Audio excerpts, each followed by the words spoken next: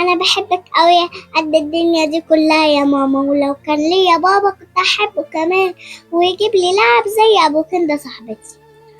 يا حبيبتي انت ليكي بابا وبيحبك قوي كمان. هو فين بس يا ماما؟ حبيبتي انا قلتلك ان هو مسافر. يبقى ما بيحبنيش، عشان لو كان بيحبني كان جاي يشوفني. اقسم بالله ابدا، انا عمري ما خنتك ولا عرفت راجل غيرك ولا احب ولا حبيت راجل غيرك. ما تظلمنيش يا حسام، انا اللي في بطني ده ابنك ومن صلبك.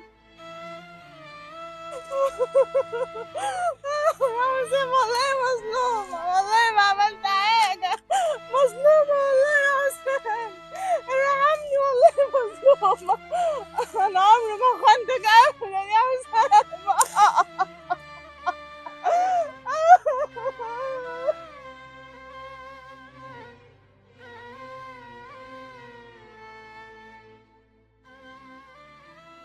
اسمع يا مرسي، هتفحت فحرة 10 متر وهترميها فيها وهي حية وتردم عليها.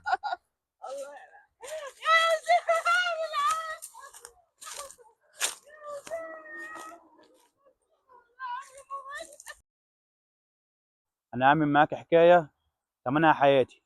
انا ههربك من هنا، بس ما تظهريش في البلد دي ولا نواحيها، عشان لو ظهرتي وحسام بيه شافك هيبقى فيها رقبتي، وانا هفهمه ان انا دفنتك وموضوعك كده يبقى خلص للابد. يبقى انا كده ضحيت بحياتي عشان انت تعيشي، فظهورك او رجوعك معناه موتي.